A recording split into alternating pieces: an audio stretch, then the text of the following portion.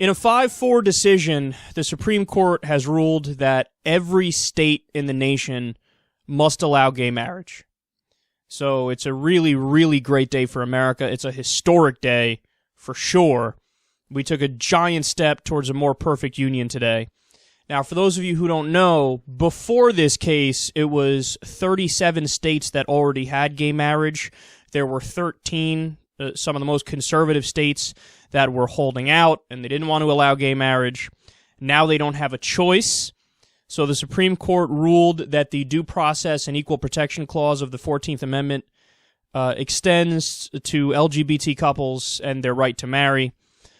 This is essentially the argument that I've been making, other progressive hosts have been making, other LGBT activists have been making all along. The idea is that it's a reasonable interpretation of the 14th Amendment to say equal protection includes allowing gay people to have equal marriages. So now the Supreme Court agrees with us, and it feels fucking fantastic. So Huffington Post says on this, quote, "The lead plaintiff in Obergefell v. Hodges is Ohio resident Jim Obergefell, who wanted to be listed as the surviving spouse on his husband's death certificate. In 2013, Obergefell married his partner of 2 decades, John Arthur, who suffered from ALS. Arthur passed away in October of that year, 3 months after the couple filed their lawsuit. Obergefell was joined by several dozen other gay plaintiffs from Kentucky, Michigan, Ohio, and Tennessee, who were fighting both to be able to marry and to have their marriage recognized in every state in the country." Now, again, we should soak up this victory. This guy is a hero. He really changed American history. And enjoy it tonight. Drink, have a good time, celebrate. But remember that, and I hate to be the downer and to be the person to bring this up, but even with this fantastic news coming out of our country, America, or most of you listening at least in America, there's still bad news in other places regarding gay rights, and that should come as a surprise to nobody.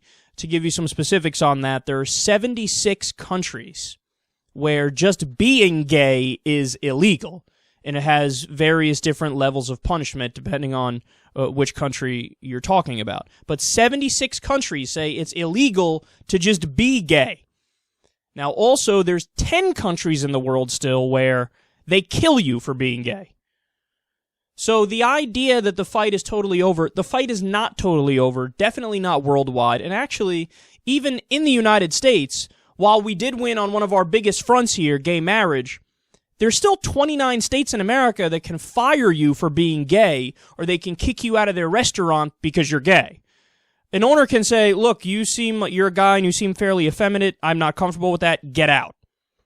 That still exists, man. That still exists in America, so that's a tremendous problem. But again, soak in the victory, because this is one of the bigger victories, and it feels like a long time coming, but at the same time, it feels like, were we all really expecting it to go this way? Now, I actually, based on a different story a few months ago, I had predicted that it was like an 85% chance they would rule this way, but I'm still shocked for some weird reason. Now, the reason I was able to come to that conclusion is that there was a conservative state that asked the Supreme Court to do a stay on a court decision in their state which said we are going to allow gay marriages.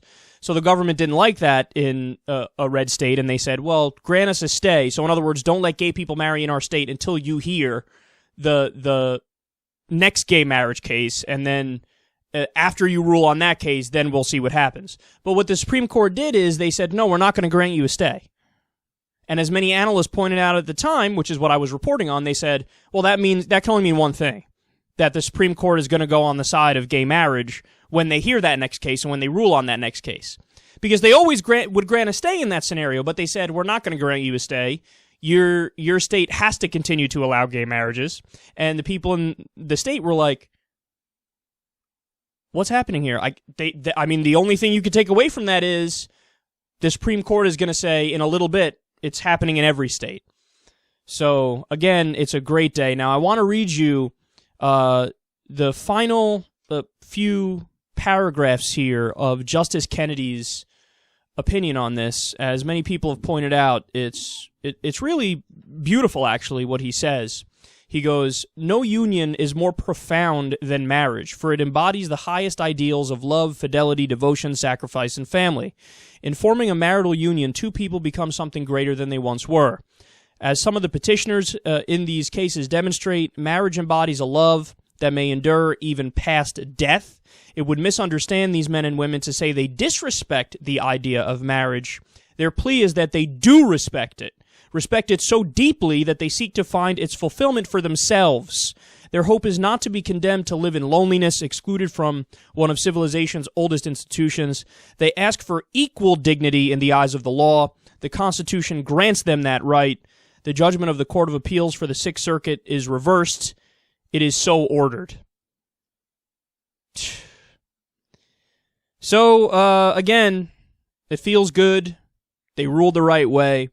Conservatives naturally are now in full meltdown mode, but it's definitely time to rub in this victory and to keep fighting and ride this wave of momentum as time goes by here to try to win on other fronts and try to continue to win on this front, because as history has shown time and time and time again, the liberals are on the right side of history. The conservatives are on the wrong side.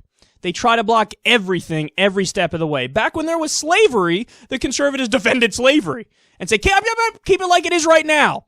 War of Northern Aggression. Don't you dare come down here and try to stop us from doing what we're doing. They defended that. They defended Jim Crow. They defended segregation. They defended bans on interracial marriage. You name the issue, specifically social issues. I would argue economic issues too, but specifically on social issues, they've been dead wrong, and they've been wrong all along. And right now what you're seeing is a lot of these guys, They have no foresight, because they're going on the record now with ridiculous comments saying how they disagree with this decision.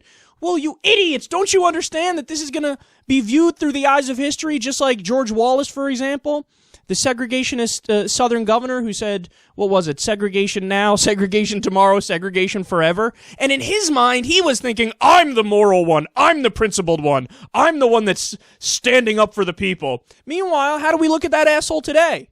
Oh, we go, oh, you're a dumb fucking bigot. You're a guy who was on the wrong side of history, and you condescendingly and arrogantly and smugly were on the wrong side of history. Not only were you wrong and humble about it, you were wrong and puffing out your chest about it.